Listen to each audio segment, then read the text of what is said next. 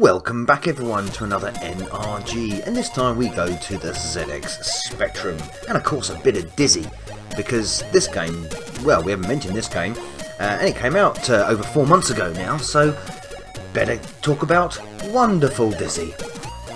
Trademark of the Codemasters, still of course, yes, of the Oliver twins, and masterminded by Evgeniy Barskiy.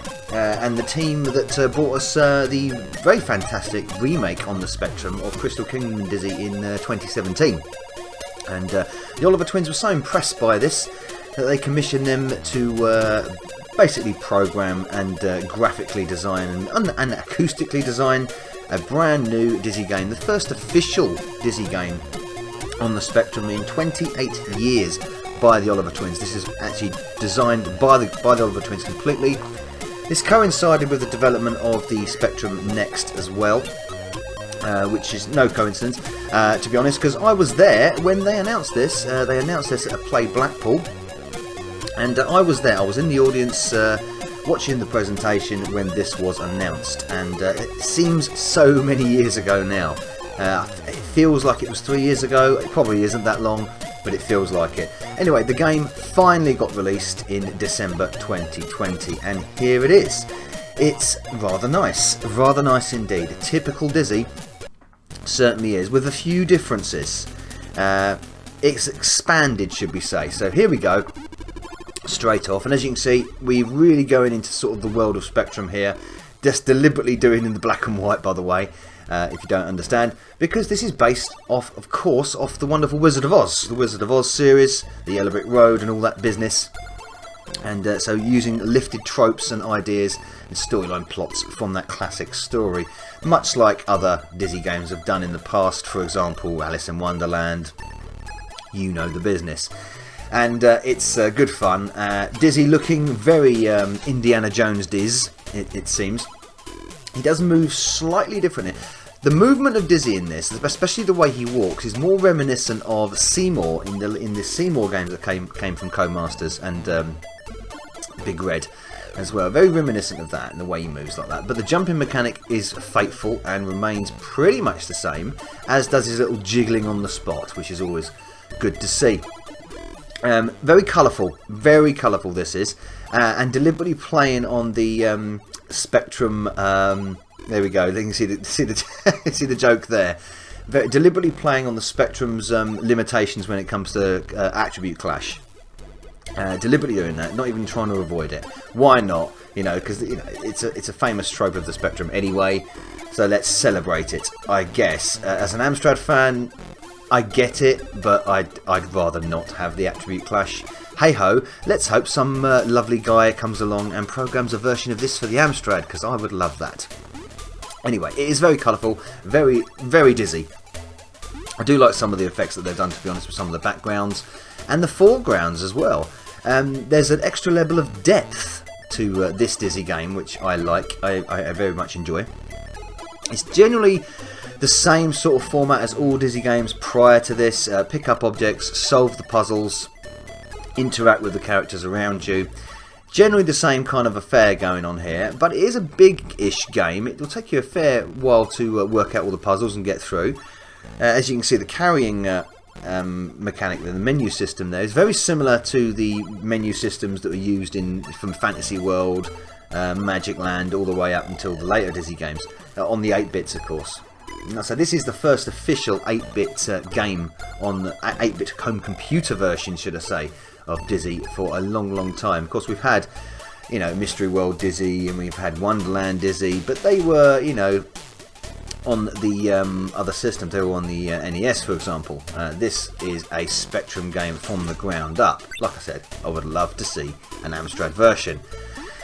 Explore houses, pick up the scissors and the yellow gate key and all this kind of stuff, and as you work through the game, talking with people, they will give you clues to the puzzles you have to solve to gain access to further areas.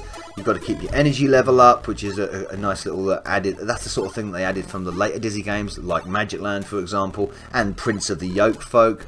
You've got to collect your star coins, so another little added sort of typical Dizzy attribute there. That will probably be played in later. I'm not going to give spoilers. Probably be played in later. It is. Let's put it this way. It is. Nice animation of some of the additional sprites there. I do like that. It's kind of smart, kind of nice. It's a very vibrant Dizzy. Very vibrant Dizzy. I think there's a lot going on in nearly every screen, which is nice. So the use of the Spectrum's way and the way it displays colour is done really well in this, and it makes it burst out of the screen to you. And that soundtrack, well, you know, soundtracks in Dizzy are generally pretty, you know, catchy. They are foot tappers in general, bit of an earworm, and this one is no exception. Again, another typical Dizzy chiptune tapathon, I should say. Really fitting in with the mood of the game and the character, as always. So that's great to see. Like I said, the scope of this game is slightly bigger and larger than previous Dizzy games. So we've got a bit of a bigger map to do. There is the typical backtracking that you've got to do with Dizzy games. But you've got the little extra bits of humour in there. There's a lot of dialogue, I think, in this. Quite a lot of dialogue to get through. And it's interesting because in other Dizzy games, you get these situations where you interact with a character, they perform one function, and you don't really need to talk to them again. Or they'll just say the same thing over and over again every time you return to them. In this, however, characters will respond differently to different... For instance, this witch will do that exactly. They will respond in different ways depending on where you are at in the game, or what you've got on your person, for example. So they will change their responses, which is nice because you've got that further level of interaction with some of the additional characters. So that's really handy to know. Also, you've got this arrow here. There we go. You can go into and forward into different layers of the screen, which is good. Instead of always going sideways, left to right or up and down, you also got the ability to sort of like go into the screen, as it were, or come out of the screen, walk into the foreground and walk into the background, and then you'll change obviously the perspective to a side-on view. That's again another little puzzle element which is added to this, which is I don't believe I've seen on many Dizzy games before, probably not any. So it's a nice little added bonus. Another little twist on the sort of like the Dizzy mantra.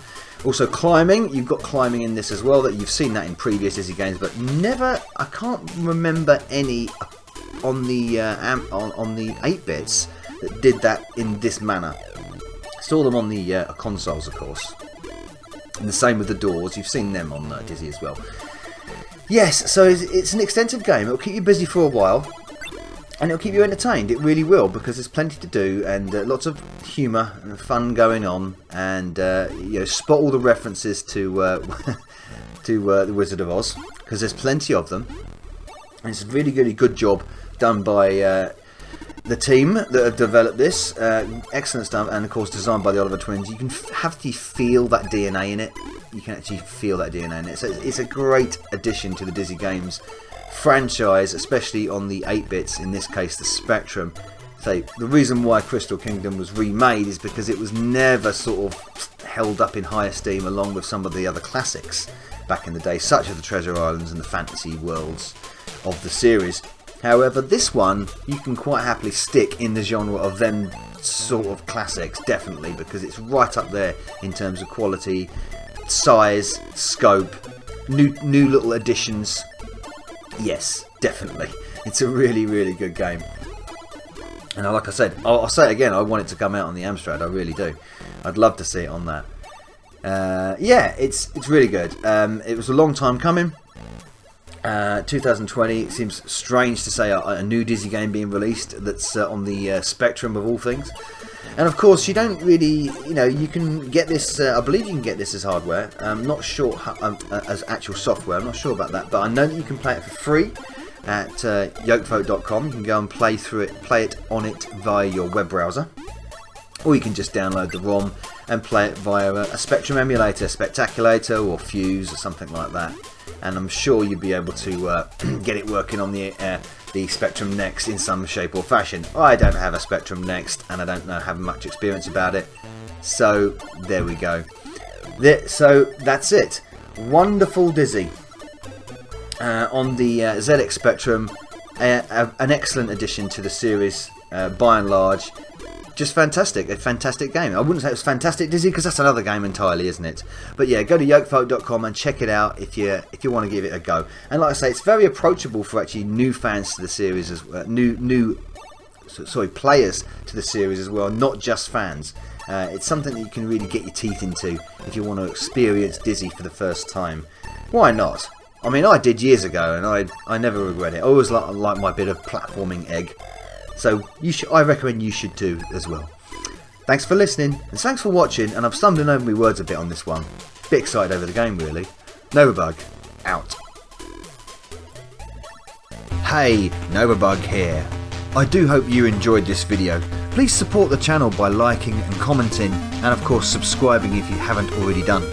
If you would like to support me further, please consider joining my bug army via Patreon. And also don't forget to follow me on Facebook, Parler, BitChute and Twitch.